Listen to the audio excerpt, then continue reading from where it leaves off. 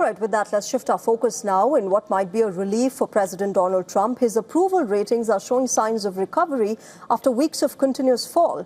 And the latest polls conducted after the U.S. Iran Memorandum of Understanding show slight uptick in Donald Trump's approval ratings. Let's quickly look at the numbers of this poll. According to a poll that has been conducted by YouGov, Donald Trump's approval rating now stands at 39%. This is 4% higher than last week's YouGov poll, making it one of the largest one-week change in Trump's net approval so far. Let's dive deeper into issue-wise numbers now and how Trump fares in key issues such as crime, immigration, and the cost of living. On the issue of crime, Donald Trump's approval ratings are split. 44% approve of his performance, while 45% say they disapprove. On to immigration now. Donald Trump's approval ratings stand at 44% on immigration. Half of the respondents disapproved of the American president's performance. Remember, immigration crackdown remains a crucial part of Donald Trump's presidency. He's been at odds with local American governments after immigration and customs enforcement agents killed 2 American citizens. Let's also talk about the cost of living. Trump's war on Iran and tariff tirade have increased the cost of living for ordinary Americans. This reflects in numbers as well. According to a Reuters Ipsos poll, 69% people disapprove of Trump's performance on the cost of living, while only 24% say that they are satisfied. Now, the ratings come at a critical time for the U.S. president. Remember, he's been facing a crucial referendum on his performance in the midterm elections that are scheduled to be held this November. If Trump sustains the momentum, he could give a tough fight to the Democrats. But the question is, can he? And will these numbers sustain?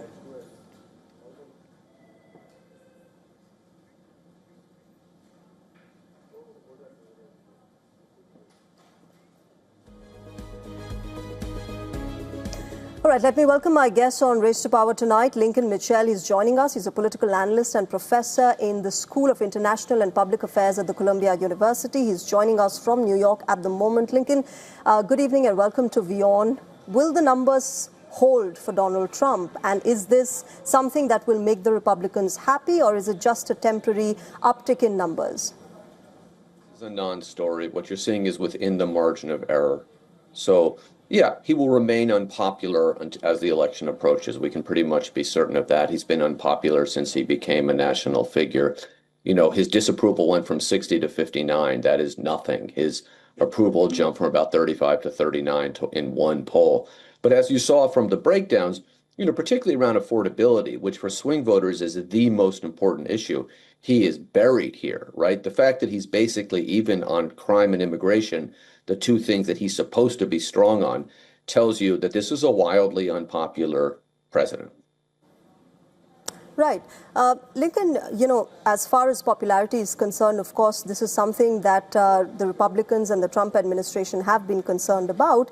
What would work for them? Because midterms are coming up. Obviously, they would want their numbers to go up. Would anything work for Donald Trump at the moment? I'm not so sure they're concerned about popularity. We've seen very little evidence of that. This is not an administration that has governed to try to win the approval of the American people, right? So if you run on inflation, you don't come in and implement policies to make inflation worse, which is precisely what they have done.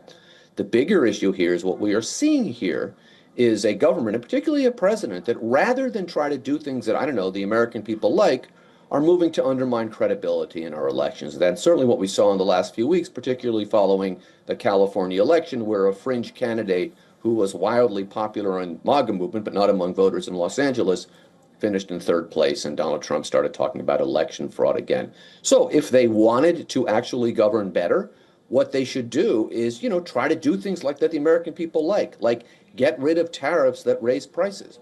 Stop getting involved in wars for which they have no strategy, no end game, and that are costing a lot of money and driving prices up. Don't get involved in angry rhetoric around race and gender that just upset anybody who's not, you know, kind of a rich white guy. But they're not interested in doing that. They're interested in undermining democracy. So here's my question, Lincoln. If they're not wanting to do what perhaps even their MAGA voter base wants them to, what is the Trump administration wanting to do? What they're wanting to do is find a way to stay in power and continue abusing the law and stealing money as long as possible. And they realize that that's not a winning platform. So what they want to do is to undermine democracy to ensure that they can stay in power.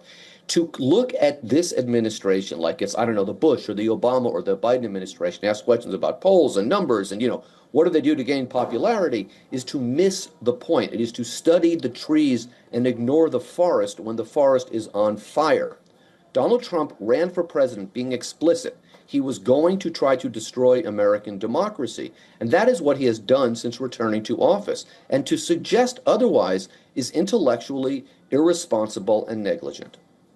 All right, we'll leave it there. Lincoln, let's wait and watch how this really unfolds for the Republicans and not just Donald Trump in the next few months, till the midterms at least. Thank you very much, Lincoln Mitchell, for joining us at the moment and sharing your perspective. Thank you.